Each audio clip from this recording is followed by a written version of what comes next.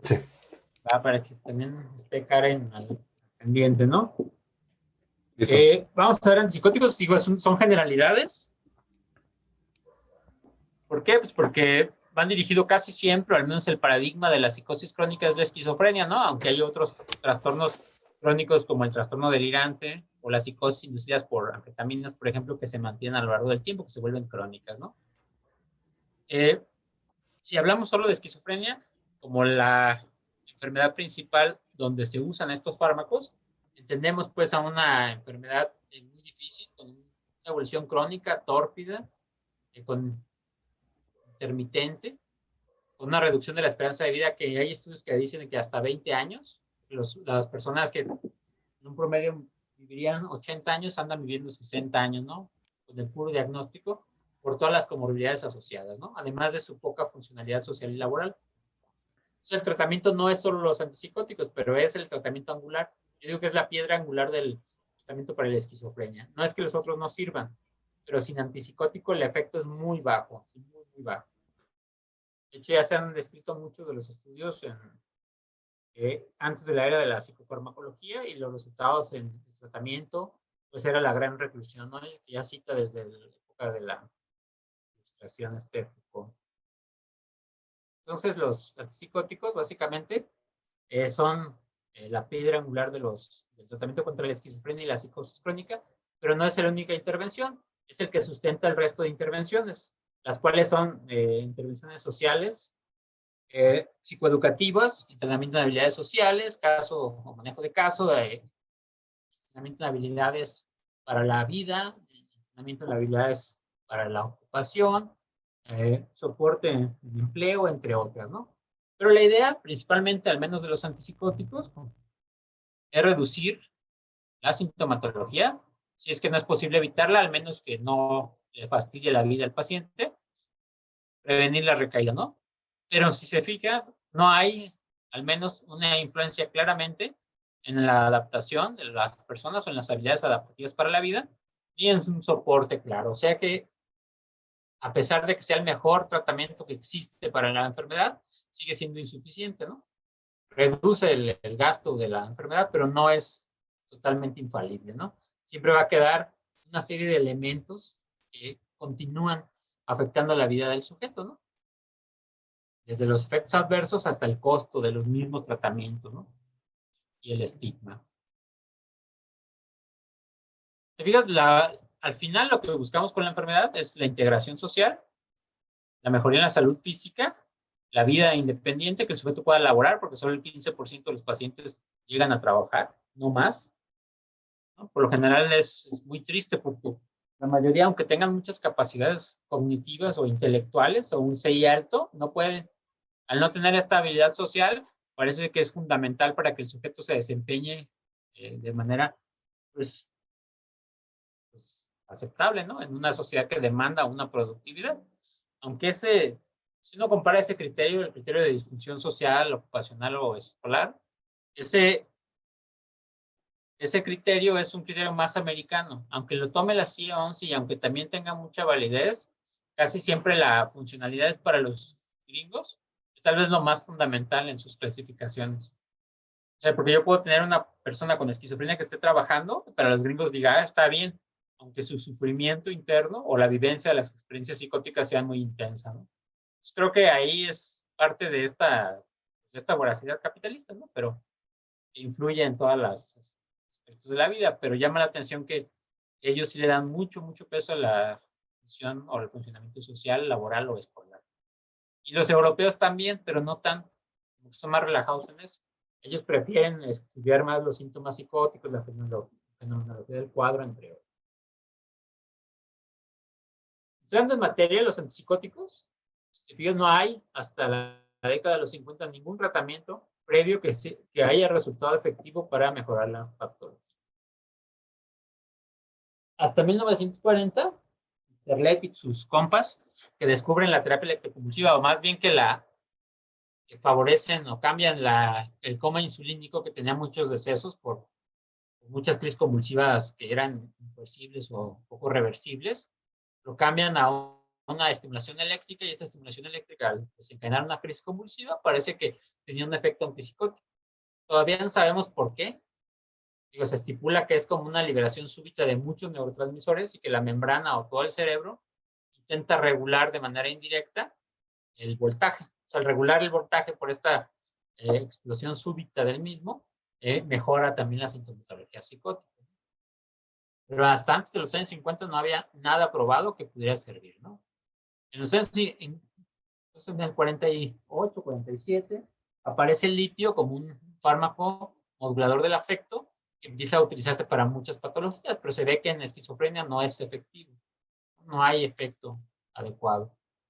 Se intenta la reserpina con muchos efectos sobre el corazón y sobre todo no muestra una clara efectividad, aunque se estipula que probablemente según un par de autores podría haber sido el primer antipsicótico, al menos teóricamente hablando, ¿no? Por el tipo de acción sobre el sistema nervioso central. Lo que sí coinciden todos los historiadores es que es hasta la clorpromacina en que se toma en serio el problema. La clorpromacina se había probado como antihistamínico con pocos efectos terapéuticos porque generaba una sedación excesiva en las personas. Entonces, Laborit, dice Henry Laborit, el de los laboratorios Laborit, creo que los funda, ¿no? Lo que hace es intentar hacer un cóctel quirúrgico, un cóctel para inducir mejor una anestesia en una serie de personas. Y le proponen a los psiquiatras que lo usen para tratar a los pacientes agitados. Los psiquiatras dicen que no, porque eran muy renuentes, ¿no? Ellos decían que, pues, que Freud y la madre, ¿no? Eran como muy analistas, ¿no? O sea, tenían esa influencia de la psicología o conductual o psicoanalista, ¿no? Pero hay delay decide usarlo en, pues al menos eran pacientes agitados. En el primer estudio que hay con clorpromacina, 9 pacientes con manía agitada. Todavía, digo, no es hasta Kraepelin que se divide claramente lo que es la manía de la demencia precoz, ¿no? Pero antes a todo cuadro de agitación se le llamaba o manía o frenitis. O sea, en estos casos ya diagnosticados con trastorno bipolar o enfermedad maníaco-depresiva en manía, les dan la clorpromacina y mejoran mucho los síntomas conductuales. Entonces ellos mismos deciden aplicarlo también en pacientes psicóticos y lo que observan es que mejoraba, aunque se durmieran, etcétera, mejoraba la capacidad cognitiva y disminuían la sintomatología positiva. Entonces, es una serendipia en realidad, y esta serendipia hace el parteaguas del tratamiento psicofarmacológico en la historia de la psiquiatría. Yo creo que es el primer parteaguas así fascinante que hay, ¿no? Entonces, lo que hacen es intentar descubrir el mecanismo de acción de este fármaco y al ver que bloquea los receptores de dopamina, el D2 principalmente, empieza a partir de eso, de los años 60, una escalada de producción de fármacos. Por ejemplo, Paul Janssen inventa o descubre el haloperidol y funda Laboratorios Janssen y pues, hasta ahorita sigue siendo uno de los fármacos más utilizados en la psiquiatría hasta ahora, al menos para esquizofrenia en el resto del mundo, porque es muy accesible, es fácil de sintetizar y pues existen todas las presentaciones, ¿no? De ahí siguen muchos fármacos, trifluoperacina, los tiosantenos como flupentixol o flupentixol, la tioridacina, que el Meyeril, que en el seguro lo usaban mucho, ya no se usa, ya la retiraron por unos efectos adversos como la retinitis pigmentaria o problemas del QT, la levomepromacina, que se sigue utilizando y muchos más. Es la revolución farmacológica de los años 60, generando una gama pues, de fármacos que hoy se llaman antipsicóticos de primera generación. En los mismos años, en el 58, 59, se descubre la clozapina, pero queda a nivel experimental, como no era un potente bloqueador de D2, pues de hecho es un bloqueador leve o modesto del D2, se relega en su estudio, ¿no? Y no es hasta a fines de los 60 que se empieza a utilizar o a buscar una opción farmacológica, pero es hasta los 80 en que se empieza a utilizar de manera clara, ¿no? Curiosamente se retira rápido del mercado por un efecto adverso grave, que es la granulocitosis. En Finlandia reportan muchas muertes por la clozapina, entonces deciden retirarla.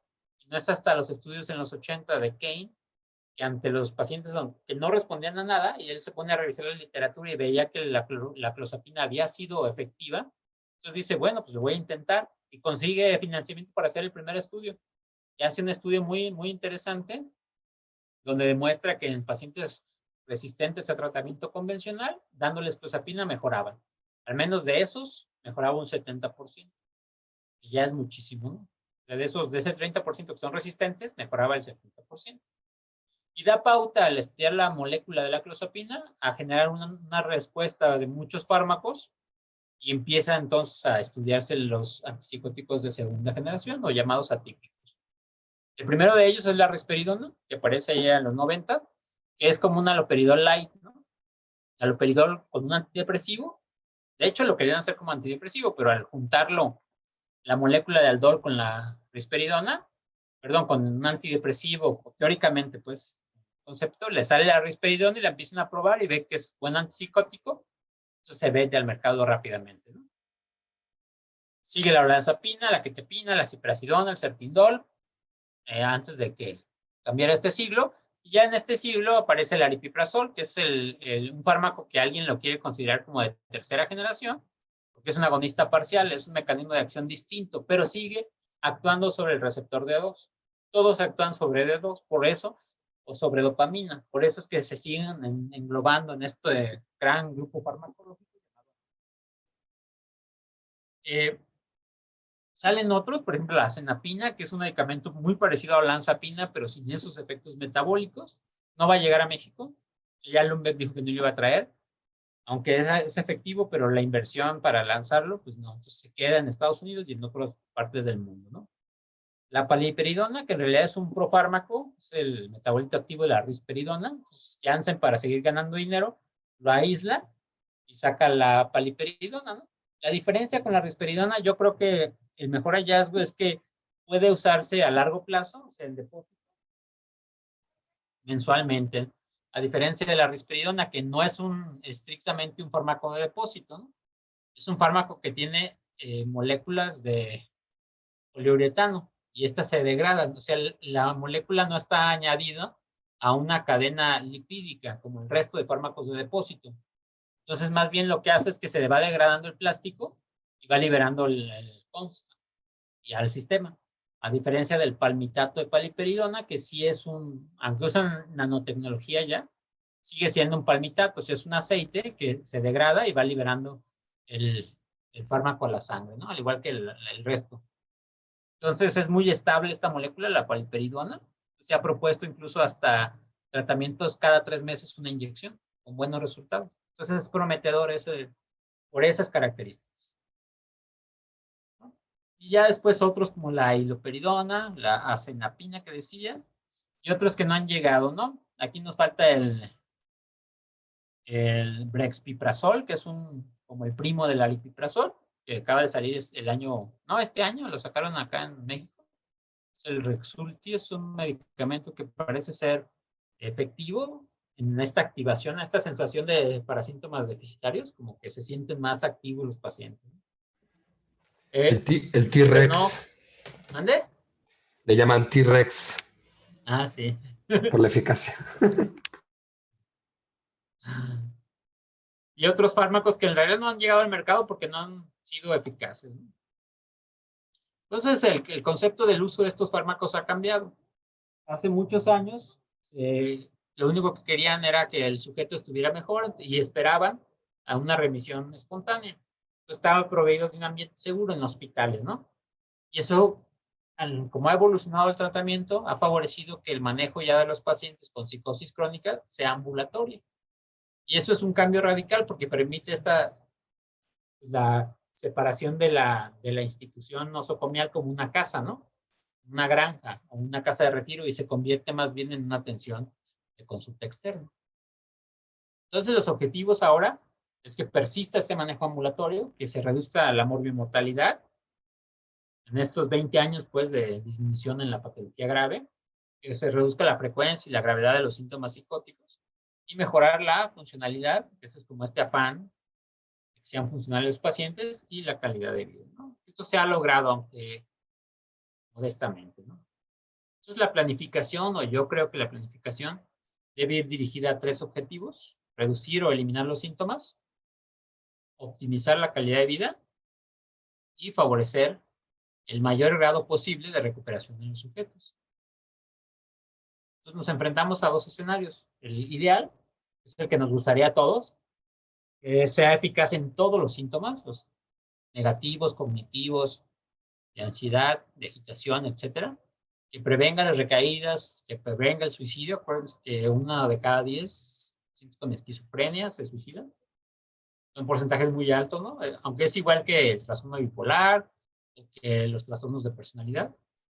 Que sea bien tolerado, que no sea tóxico, que sea de fácil administración y que el paciente lo acepte. Entonces eso, pues como es ideal, no se va a dar, ¿no? A lo que nos enfrentamos es a una paridad de dosis. Hay dosis que son como muy cambiantes, a una presencia de múltiples efectos adversos, aunque estudiemos pocos, efectos motrices, efectos metabólicos, en realidad tienen múltiples efectos adversos que son potencialmente muy molestos para el paciente. Nos enfrentamos también a un porcentaje alto de enfermedad resistente, con muchos problemas de cumplimiento. De hecho, se estipula que las mayores tasas de recaída es porque los pacientes dejan de tomar el medicamento. Y esto aumenta los costos directos o indirectos de la enfermedad.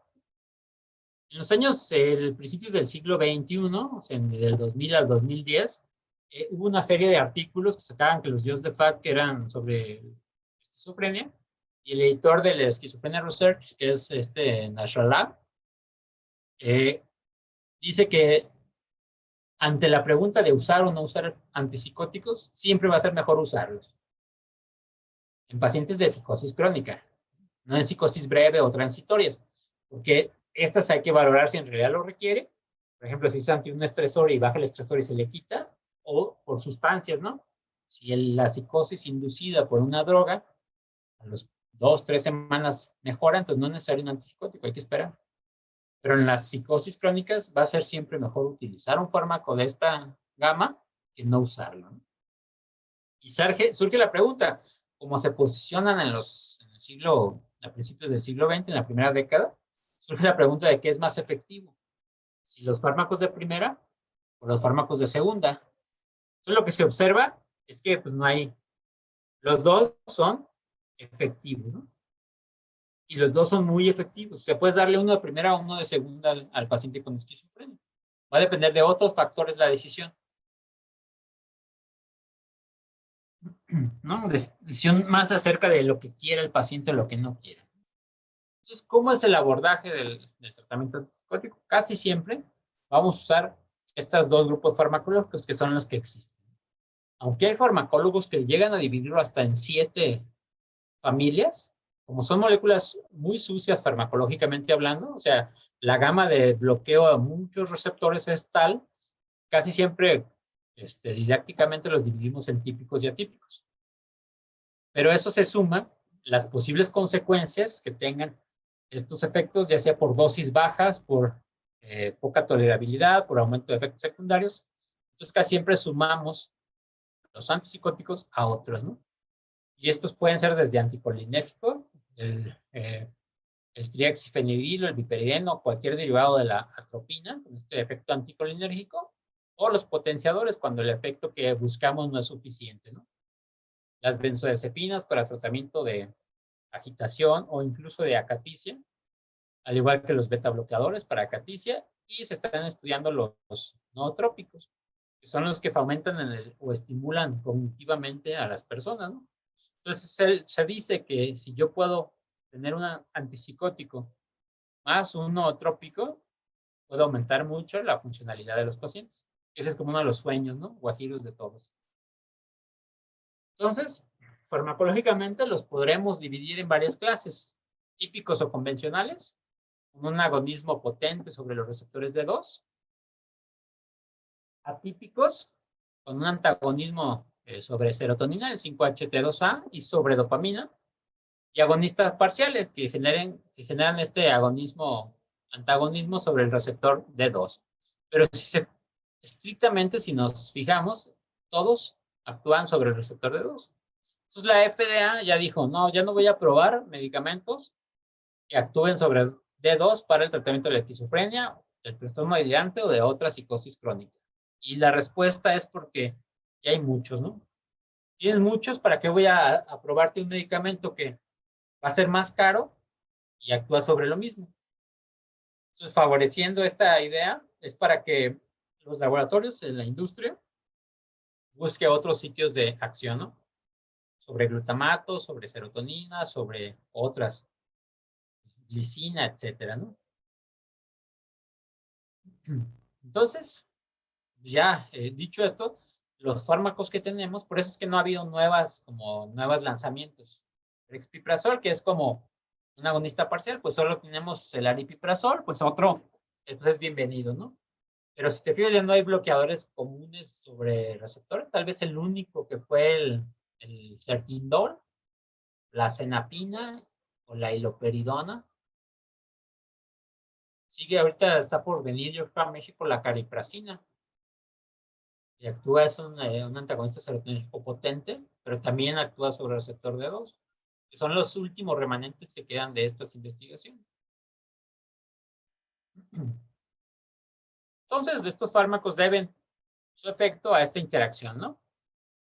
A una interacción sobre el receptor. ¿Qué receptor? Pues el receptor D2. Nos va a dar esta dicotomía sobre los efectos que queremos y los efectos que no queremos. Entonces, tenemos una ventana terapéutica, que más o menos la podemos graficar así, ¿no? Tenemos nuestra ventanita terapéutica. Esta ventana terapéutica, lo que queremos es que las dosis caigan aquí. Si damos menos dosis, el riesgo es que no haya respuesta. Y si damos más dosis, el riesgo es que haya efectos adversos graves, ¿no? Entonces, lo que le apostamos con los antipsicóticos es caer en esta ventanita, dada por el bloqueo a estos receptores. Esto es como te decía, 7 tipos diferentes de categorías de antipsicóticos. Pero en realidad, si somos muy estrictos, todos actúan sobre dopamina, entonces podremos resumirlo básicamente en estos. La clozapina está incluso en otro, su mecanismo es muy particular, incluso poco reconocido, ¿no? Entonces, los de primera generación, tenemos aquí las familias, ¿no? Tal vez las primeras sean las fenotiacinas, que son las más clásicas, y las alifáticas, clorpromacina y leumepromacina. Las dos todavía se usan, las dos todavía tienen efecto terapéutico adecuado, aunque se usan ya casi menos como antipsicóticos, se usan más como sedantes, otras cosas. Pero hay pacientes tratados, yo me acuerdo al menos 2 que sí tenían clorpromacina y estaban bien, pero después de 70 años, ¿no? Otras fenotiacinas son las hiperidílicas, como la pipotiacina y la tioridacina. La pipotecina o piportil ya lo retiraron del mercado y la tioridacina, que era el Meyeril, también. Entonces, básicamente de las piperidinas ya no hay en el mercado. Pero son interesantes porque tenían su efecto muy particular y la pipotiacina era de los que más generaban disquinesia tardía, pero era muy usado sobre todo en depósito, pacientes para uso de depósito. Y las piperacínicas, como la flufenacina, que también ya la retiraron, que era el flupacine, la perfenacina, la leptosica, que todavía se usa mucho, y la trifloperacina, ¿no? Que todavía usamos mucho el flupacine o estalacine es la otra marca, ¿no? Y de perfenacina solo hay leptosica, según yo, ¿no? De psicofarma. Sí. Y luego tenemos las butirofenonas, donde el rey es el haloperidol, el Haldol, dicen los pacientes, deme mi Haldol. Y el trifloperidol y hidroperidol se han poco usados. El droperidol solo se usa para experimentos porque es muy hepatotóxico. Dentro de otra familia, que no son fenotiacinas ni butirofenonas, están los tiosantenos, donde está el flupentixol y el suclopentixol, al menos aquí en México, ¿no? El clopentixol no hay. El flupentixol, que es el flansol, y el clopixol, que es el suclopentixol. Y de las difenilbutilpiperidinas está el pimoside, ORAP, que nunca llegó a México, y el penfluidol. El penfluidol, que era el CEMAP, sí había en México y lo retiraron también. Era de Janssen. Lo retiraron porque su vida media era tan larga que podías dar una pastilla a la semana. Entonces te comprabas una caja de 150 pesos con 20 pastillas, pues te duraba 20 semanas, pues no era negocio, ¿no? lo retiraron del mercado. Sí, por ejemplo, si uno lee los estudios de trastornos delirantes, todos dicen, porque se basan en unos estudios de Munro, este autor dice que el mejor tratamiento es el pimoside, pero nunca llega a México. Entonces, pues no hay.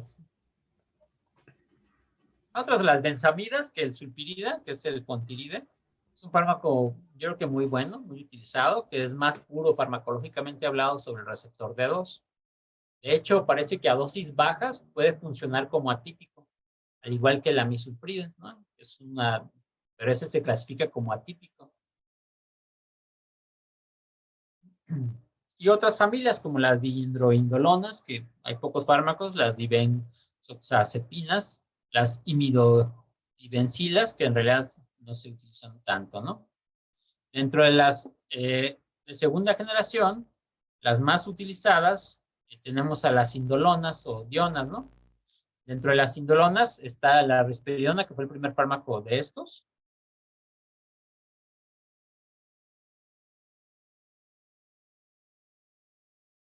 La risperidona, ¿no? Fue el primero.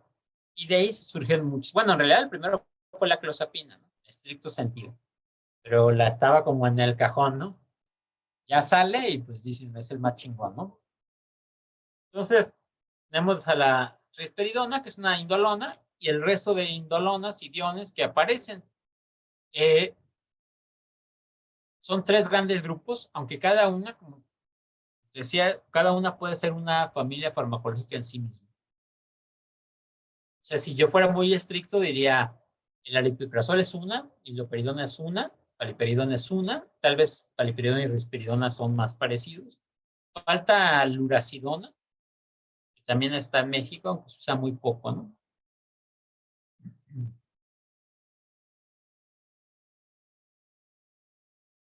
Son los típicos, ¿cómo funcionan? Su mecanismo de acción es un bloqueo potente, permanente del receptor postsináptico a la dopamina.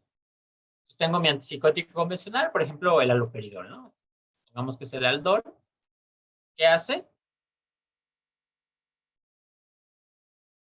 Lo que hace entonces es, al ingresar a la hendidura sináptica a través del paso por la barrera hematoencefálica y todo lo que tiene que pasar, hace que compite o es un competidor, por eso se llama antagonista del receptor D2, bloquea el receptor D2, dejando a la dopamina sin su acción postsináptica, por lo tanto se regresa y el tono dopaminérgico disminuye, ¿no? La complicación tal vez sea en que es un fármaco que al tener una unión irreversible sobre este receptor, esta unión irreversible hace o lo hace más propenso a una serie de efectos adversos, incluso al desarrollo de disquinesia tardía. Al no tener este mecanismo de hit and run, ¿no? Que es el de este potencial de disociación de toco y se separan. Esto no, una vez que se une al receptor, ya se une de manera definitiva. El enlace es potente, ¿no? Son efectivos para el control de los síntomas positivos, son muy buenos, pero tienen un alto perfil para producir efectos secundarios, principalmente sobre el movimiento, o sea, extrapiramidales, principalmente fenotiacinas y butirofenonas, aunque todos los demás se han asociado a este efecto extrapiramidal. Y las fenotiacinas, en particular la clorpromacina y la levonorpromacina, son los que más aumentan de peso de esta familia farmacológica. No se compara con olanzapina o clozapina, ¿no? Pero de estas familias, de la primera generación, son los que podían asociarse más a aumento de peso. Estamos hablando de 1 a 2 o hasta 3 kilos, nada más. No como olanzapina, que los estudios reportan de sujetos de hasta 11, 12 kilos en los primeros 6 meses, ¿no? O sea, es un chorro. Es como quedarse en la cuarentena. Cuarentena con olanzapina. Doble así ya, ¿no?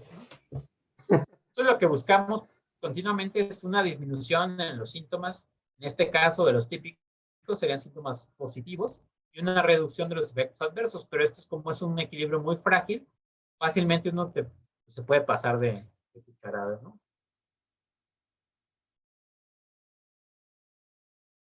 Los utilizados aquí en México son los que pongo en la tabla. Recordemos que estos ya dejaron de utilizarse. Se utilizaban, ¿no?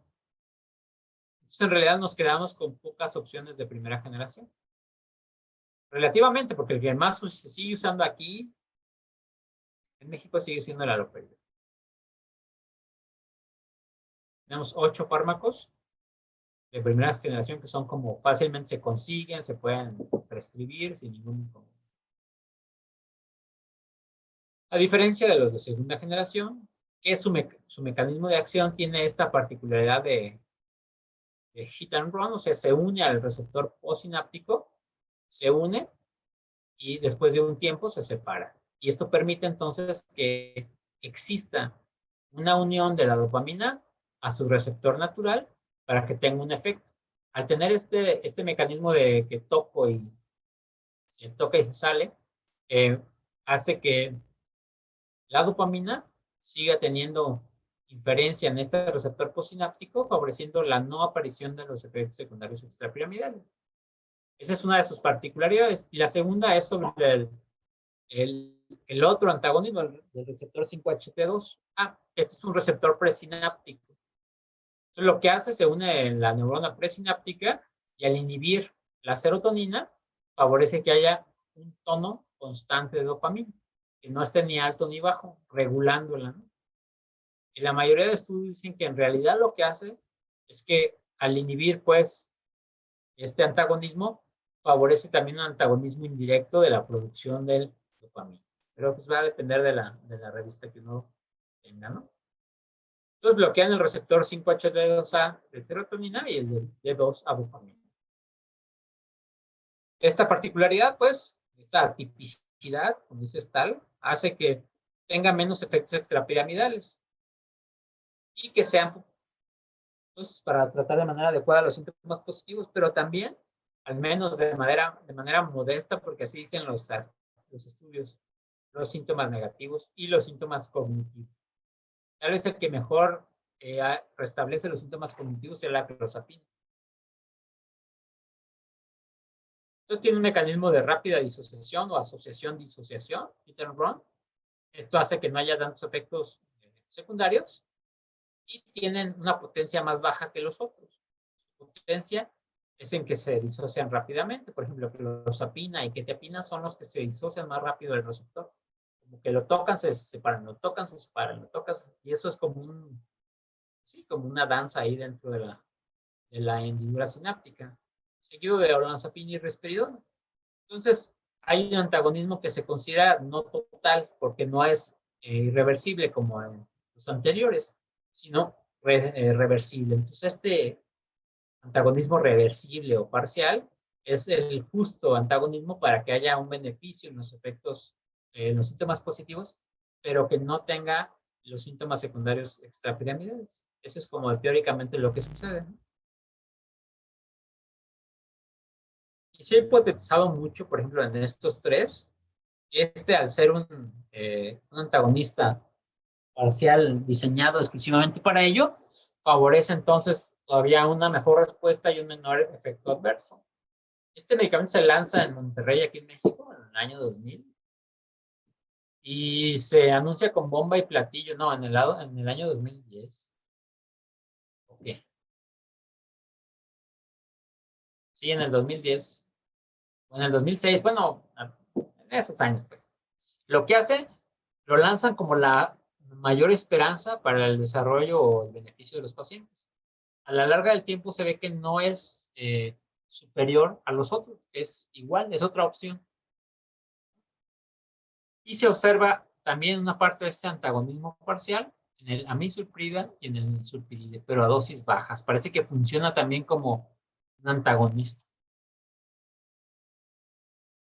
Los antipsicóticos atípicos, entonces, favorecen con este bloqueo del receptor 5-HT2A presináptico, favorece que la neurona siga manteniendo pues un tono dopaminérgico estable, dopaminérgico sino estable, acompañado del mecanismo de asociación-disociación de la neurona postsináptica, favorece que haya mucho menos efectos secundarios, ¿no? Y se supone que tendrían una protección a estos efectos, sobre todo a la disquinesia tardía, un mayor efecto en los síntomas cognitivos, la memoria de trabajo, la atención, la comprensión, incluso en el automonitoreo, y una respuesta mayor al placer, porque no va a estar inhibido o bloqueado totalmente el núcleo accumbens y el área tegmental ventral, ¿no? Que son las áreas del circuito de recompensa. A diferencia de los típicos, que sería más bien que antes, en los típicos tenemos un bloqueo. Imagínate, este es de los de segunda generación, ¿no? Imagínense un bloqueo aquí a todo el cerebro del receptor D2 o sináptico. Entonces no había dopamina en estas neuronas, por lo tanto había una emergencia de la acetilcolina, favoreciendo una serie de efectos adversos extrapiramidales. Lo que hace entonces los de segunda generación es que mantiene este tono dopaminérgico, como decía, y este mecanismo de asociación-disociación favorece que haya un paso de la dopamina, eliminando la potencia de que haya efectos adversos, ¿no?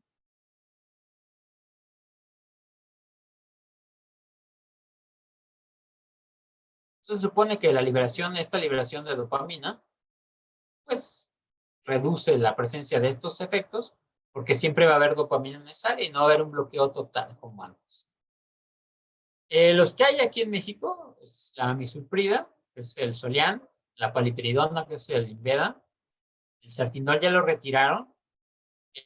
Hubo un problema con el Certinol. Esta es una molécula que era, pues sí tenía sus efectos. Era difícil la posología porque había que ir escalando la dosis, pero se asoció a niveles altos de alargamiento del QT, casi similar al de la ciprasidona.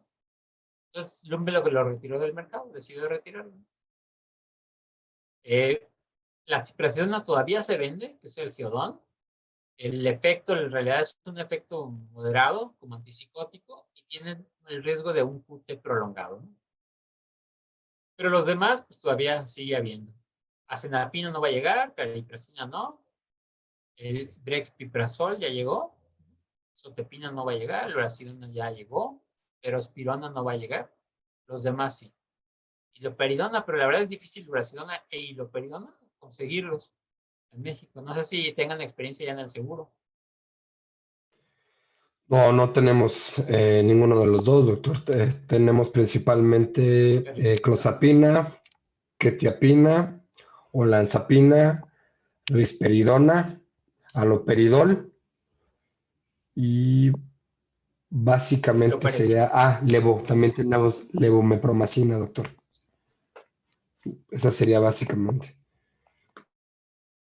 ¿Cuál sería la mayor diferenciación? En los de primera generación, el bloqueo sobre D2 es irreversible, siguen siendo eficaces para los síntomas positivos, mayor perfil de efectos secundarios extrapiramidales y de disquinesia tardía. Pueden producir altos niveles de prolactina por este bloqueo irreversible, ¿no? Y los de segunda generación pues son más moduladores, ¿no? El bloqueo es parcial. Se supone que son efectivos igual para positivos, pero también para negativos y cognitivos. Esto es así como, está como pegado con alfileres, ¿no? ¿Tiene menor perfil de efectos secundarios? Sí, depende de la dosis. Por ejemplo, la risperidona depende de la dosis. Bajo riesgo de disquinesia tardía, sí, sí hay reportes, pero son mucho menores que los de primera generación. Menor prolactina, pues depende del fármaco, ¿no? Porque risperidona, amisulprida y paliperidona también pueden aumentar los niveles de prolactina. Igual que un aloperidol o que un sulpirid. Y el bloqueo es reversible. En nuestra ventana terapéutica, como decía, tiene que ir entonces desde el 65 al 78% del bloqueo de receptores a D2. Este es el estudio clásico de Kapoor, donde a 22 pacientes estaban tratados con haloperidol, el primer episodio, los mete ahí al PET, y lo que ve es el bloqueo, ¿no? Se les carga radioactivamente al fármaco, y lo que se ve es el bloqueo de estos receptores. Se puede hacer un cálculo. Y este cálculo es más o menos así. Cada diamante es un paciente que dice la mejoría clínica, pues a través del CGI, ¿no? Digo, tampoco es la gran cosa, pero bueno. La mayoría de los pacientes empiezan a responder a partir del 50% hasta el 78%. Porque si yo me paso de 78% de ocupación a receptores, ya tengo efectos secundarios. En este caso, evalúa la acaticia. Y acá evalúa la prolactina, ¿no? Y dice, pues las personas pueden tener prolactina, también si me paso de 72%, ya empieza a haber un mayor contenido de sujetos con hiperprolactinemia, pero puede haber incluso con dosis menores. Pero si lo comparamos con los otros, pues son muy pocos, ¿no? Entonces, a través de estos...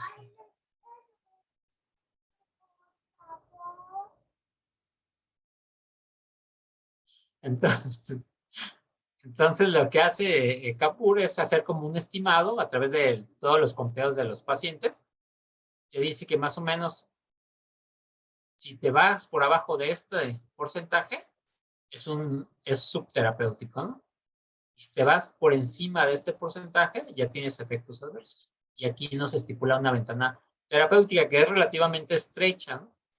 A diferencia de otros fármacos, por ejemplo, la fluoxetina, ¿no? Tú das 20 miligramos y ya tienes, incluso con 10 miligramos ya tienes respuesta. Te puedes ir hasta 80 y la verdad es que la aparición de efectos secundarios va a ser, pero son mínimos. En este caso, no.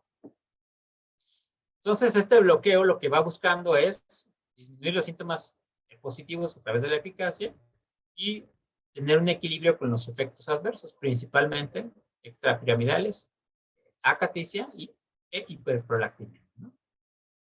Otra de las diferencias, para hacer que sea, es una diferencia gráfica, que es lo mismo que estamos diciendo, es que el bloqueo del receptor permanente va a ser en todos los niveles, en la corteza, en el estriado, ahí voy a ver, en el sistema límbico, en área tegmental ventral, incluso en la túbulo infundibular, ¿no? En los núcleos del rapé y lo demás. Por lo tanto, no va a haber paso a la dopamina. Va a haber un empeoramiento de los síntomas negativos y esto se llama síndrome deficitario producido por neurolépticos. Es cuando a uno se le pasan las cucharadas de un fármaco típico, el sujeto aumenta la percepción como si tuviera más efectos, síntomas negativos, cuando en realidad es un síndrome producido por el fármaco, ¿no? ¿Mejoran los síntomas positivos? Pues sí, pero va a haber mayores efectos extrapiramidales, ¿no? A diferencia de los atípicos, que al tener este mecanismo de asociación-disociación, favorece un tono dopaminérgico en todas las áreas, reduciendo pues los efectos secundarios extrapiramidales, pero también mejorando los síntomas negativos, ¿no? O al menos no empeorándolos. Aunque todo se ha estipulado, todo el mecanismo de acción se ha estipulado sobre los receptores D2, principalmente el D2 largo o sináptico,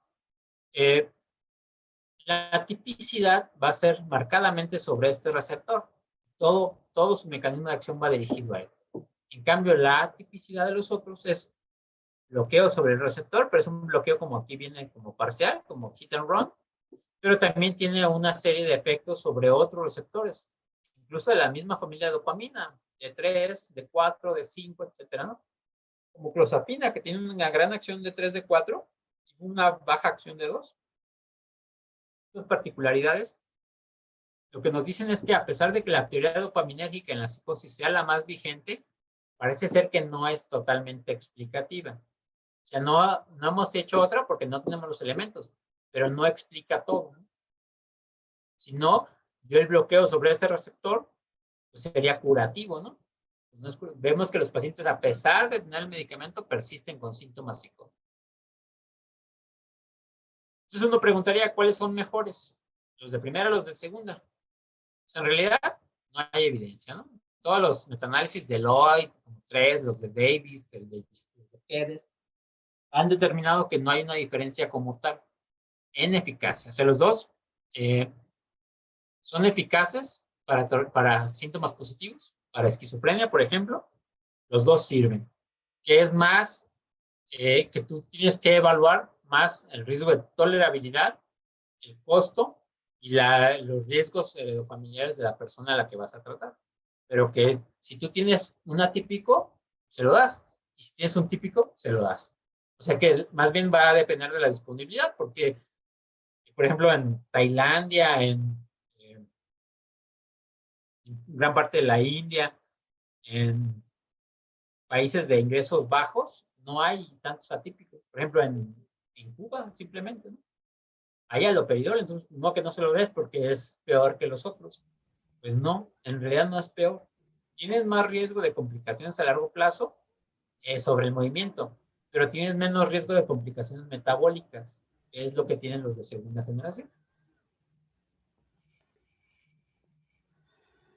Entonces, las conclusiones de todos estos ya se dejaron de hacer porque vieron que, pues, no, que no podían ganar los de segunda generación, ¿no? Que era como la insistencia de la industria. Voy a hacer una pausa porque le voy a dar su leche a mi. 3. Listo. Entonces, ¿cómo podemos hacer que los antipsicóticos, o cómo podemos concluir si son mejores los de primera o los de segunda generación? Pues hasta el momento la evidencia es que son muy similares, ¿no? La diferencia estriba entonces en la presencia de efectos secundarios o del uso de anticolinérgicos. Lo que sí es que los dos grupos farmacológicos o todos los antipsicóticos aún nos quedan a deber. Aún no es totalmente satisfactoria la respuesta en los sujetos con esquizofrenia, ¿no? Y las diferencias que puedan ir observando entre eficacia y tolerancia, ¿no? Va a depender mucho de la respuesta de cada uno de los sujetos, o sea que se tiene que personalizar los tratamientos.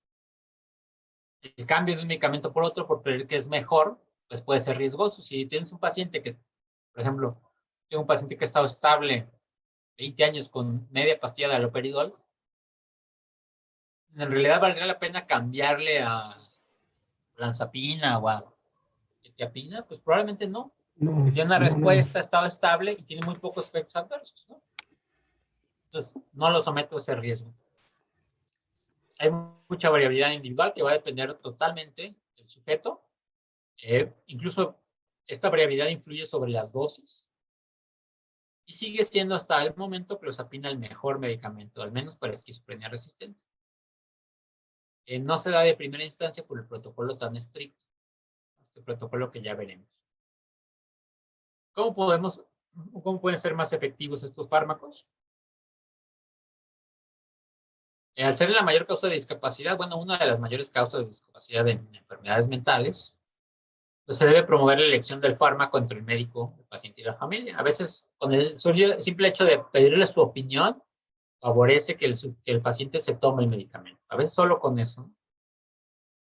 Los de primera generación, a veces son la primera elección si son mucho más baratos. Si hay gente que no puede pagarse risperidonas, aunque ya haya muchas olanzapina y risperidona genéricas muy baratas, aún así, a veces se prefiere el uso de otros fármacos. Entonces, lo que debemos considerar es esta variabilidad entre los individuos, entre la respuesta que tengan a los de primera o segunda generación y entre los efectos adversos. No hablan si uno u otro es mejor. No hablan, por ejemplo, si tienes un paciente agitado, le vas a dar uno de primera generación, como era una escuela de antes. Si yo veo un paciente muy mal, le doy de primera generación, le doy altas dosis de Aldol y luego se lo cambio. O sea, en realidad, teóricamente, eso es un absurdo. Porque tú vas a tener que esperar un efecto, al menos estas de 2 a 6 semanas para que tenga un efecto terapéutico. Tienes que esperar las 6 semanas, ¿no? Dicen los libros. A dosis adecuadas. Entonces, si yo tengo un paciente que lo quiero calmar, pues le doy un calmante, ¿no? ¿Por qué le doy un antipsicótico de primera generación con alto contenido o altos efectos adversos secundarios extrapiramidales? Es ahí donde no queda como muy claro, ¿no? Creo que ese es un punto fundamental el que acaba de tocar, doctor, porque la práctica es justamente lo que comentó, altas dosis de halo, inclusive la frase conocida de tan rígido como una tabla y ya después de ahí se ajusta. Y que esa era la idea que teníamos hace 40 años, que decíamos, tienes que neuroleptizar al paciente, porque teóricamente si yo saturaba los receptores, el efecto terapéutico iba a ser mayor. Pero si te fijas en el estudio de Caput, no es así. Le da una ventanita terapéutica y esa ventanita es la que nos dice, si ya está como tabla, ya me pasé. Ya me pasé de ese bloqueo del 78% y ya tengo efectos secundarios que los puedo evitar. Incluso hay teóricos que dicen muy claramente, si tú tienes un fármaco y el sujeto ya tiene síntomas secundarios extrapiramidales y no hay respuesta terapéutica a las 6 semanas, busca otra familia, porque no tiene la respuesta. Entonces, ¿para qué le subes la dosis si ya tienes efectos secundarios y no tiene respuesta terapéutica? Parte de la teoría es buscar estas dosis mínimas, ¿no? O las dosis umbrales, que se llaman ahora. Es como las dosis mínimas efectivas, para tener la menor cantidad de efectos secundarios, pero tener un bloqueo adecuado de receptores a dopamina. Por ejemplo, en haloperidol la dosis umbral es 2.5 miligramos. Ok. Nada, ¿no? Y tú Sí, ves a esos ¿no? pacientes que llevan 30 Sí. y están todos así temblando y eso, y llevan así 10 años, o sea, nadie te ha dicho, oye, pues creo que los primeros meses ya lo estabilicé, entonces tengo que bajar la dosis para que no tenga tantas molestias, efectos secundarios cognitivos o motrices. No, literalmente, doctor, apenas hace como 15 días me marcó un compañero que está en el servicio social en Puebla, justamente una paciente referida por probable Parkinson, dosis altas de haloperidol indefinidamente, quitamos el haloperidol, Se le quitó el damos una dosis muy bajita de rispe y listo. ¿Ah? Literal, todavía hace 15 días un caso como lo que usted menciona, doctor. Y eso implica porque antes así era la escuela psiquiátrica, porque no se ha adaptado, ¿no?, a estos cambios que son en el tratamiento. Y es que una angustia, si tienes un paciente psicótico bien agitado, pues te angustia y quieres calmarlo, ¿no? Pero puedes calmar de muchas maneras, incluso más rápido con las benzodiazepinas. Gracias, doc. Le puedes dar así hasta un costal de clonazepam y no se va a morir. Pero si le das un costal de haloperidol, si te hace un cute largo, ¿no? Si hace una muerte súbita. Esa es una de las Exacto. grandes diferencias.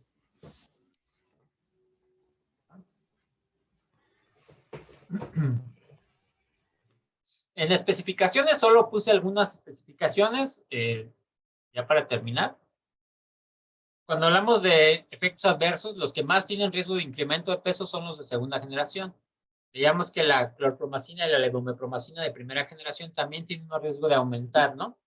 Pero el mayor riesgo es observado principalmente por dos fármacos de ellos, la clozapina y la olanzapina. El mayor riesgo metabólico es el clozapina, siempre, seguido de olanzapina. Son muy parecidos, la molécula, son de la misma familia. Lo que hizo Lilly al hacer la olanzapina era imitar la clozapina. El problema es que esa imitación, digo, es muy buen fármaco, pero tiene muchos efectos adversos de tipo metabólico. Aumento de los lípidos, aumento de la presión arterial, aumento de peso, por lo tanto, aumento de la glucosa, de la resistencia a la insulina, mejor dicho, y eso puede condicionar a que la persona desarrolle una patología metabólica a largo plazo o a mediano plazo. Y no solo va a tener esquizofrenia, sino va a tener diabetes, va a tener hipertensión, va a tener obesidad mórbida, etcétera, ¿no? Pero sí, estos dos son los que más riesgo metabólico tienen. Estos dos son de riesgo metabólico intermedio. Yo pondría la quetiapina aquí, entre estos dos, porque también sube de peso. También la risperidona, pero no tanto, ¿no? Los que menos riesgo metabólico tienen son estos. Ahora, el riesgo cardiometabólico de los de segunda generación sigue siendo clozapina y olanzapina. Pero el riesgo cardíaco es secundario al riesgo metabólico, salvo en las primeras semanas que la clozapina te puede dar una miocarditis, ¿no? Incluso ahí tengo un paciente que hizo derrame pericárdico por clozapina. Entonces le bajamos la clozapina y mejoró el derrame. Es una respuesta muy particular, no sabe bien por qué. Parece que ataca los miocitos y esto se inflama, ¿no? Entonces va a haber una respuesta, pues, anómala. Risperidona y quetiapina, los riesgos son como intermedios, riesgos cardiometabólicos, y igual estos dos son los de menor riesgo cardiometabólico, ¿no? Los de menor riesgo, yo englobaría aquí también a la misulprida, aunque está poco estudiado. No está tan estudiado como la aripiprazol o la ceperazidona, que su defensa es que tienen mucho menor riesgo metabólico. Aún así, si la persona no se cuida, pues puede también subir de peso, ¿no? Aquí iba a empezar por familias de cada uno, pero yo creo que lo dejamos para la siguiente semana, ¿no? Para empezar ahí Claro que con sí, los... doctor. Claro que sí, doctor.